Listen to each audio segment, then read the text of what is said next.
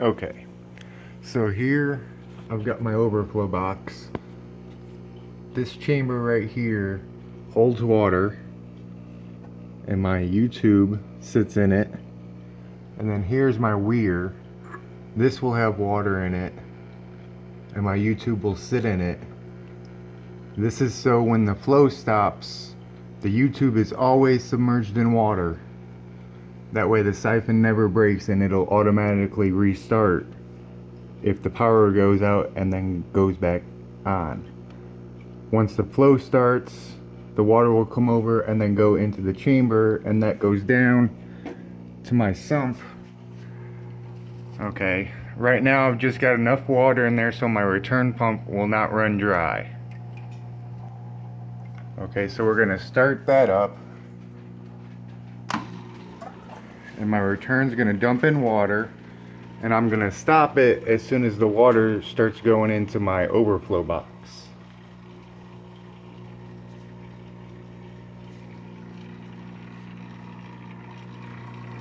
And here I've got the rest of my water that I'm going to dump in once I stop my return. So it's almost there. So I'm going to start watching my chamber that goes down to my sump.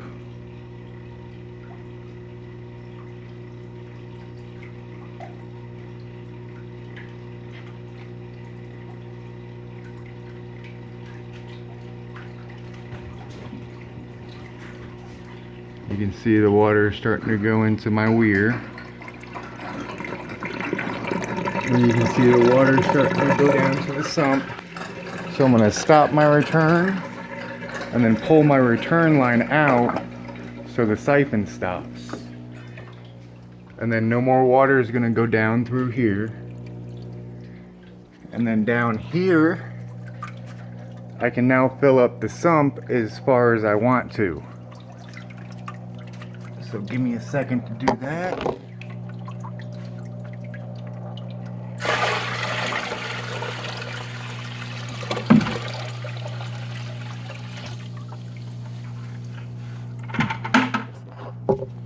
Okay, I'm gonna fill it up this much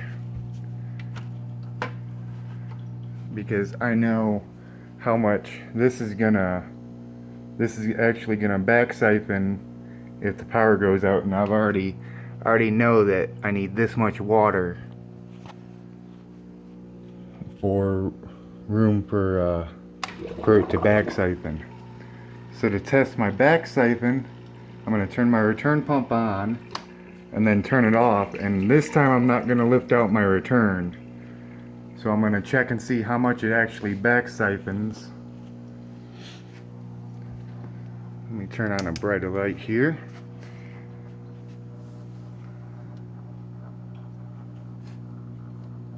So you can see the water line is still rising because my return's still back siphoning.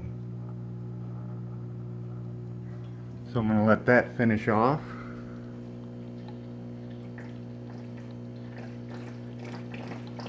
It's going to start sucking in air.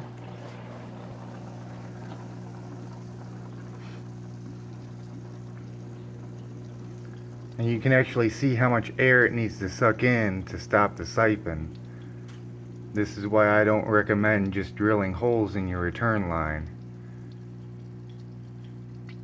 And eventually those holes might get clogged from algae or something.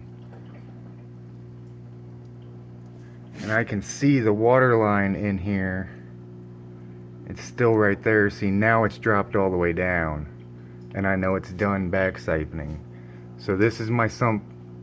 This is full right now.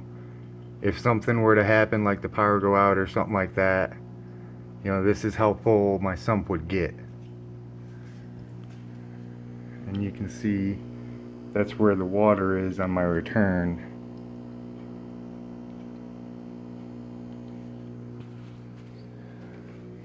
Okay. And that's how full my sump is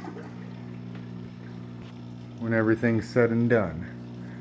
Now I'm gonna turn the return pump on and just let it fill up and let it continuously run. And then once your sump hits the low level, that's where you're gonna mark full. Let me get my permanent marker. I had it written on here a minute ago. You can take permanent marker off of glass with denatured alcohol.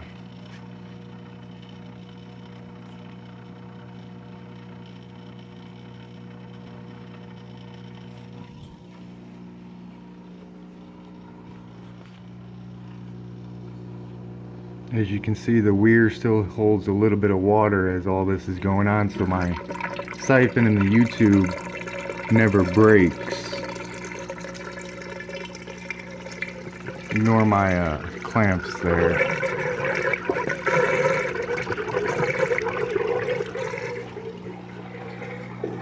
Okay, so I'll give this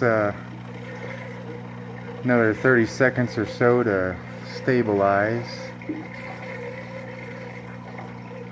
And I just topped off my water earlier tonight too, so I don't have to worry about that.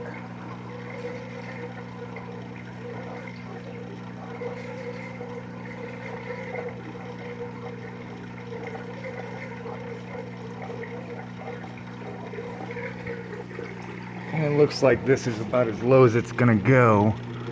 So I'm just gonna mark right here.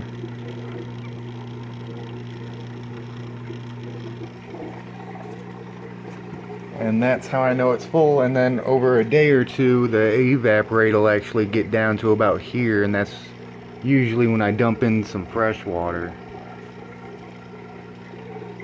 Okay, now to figure out where to drill holes on your return, what you're gonna do is you're gonna turn off your return pump, let your overflow drain out, and once your water stops going down there, go ahead and lift up your return, and then right there where the water line hits the return, I would probably drill a hole right above the water line, probably right there somewhere. I drilled two of them just in case one of them got clogged by algae, or maybe a snail's clogging one hole for a minute. But really, I just don't like the holes because they're very unreliable. That's why you should allow extra space in your sump for the back siphon on your return. And hopefully that helps clear things up a little bit.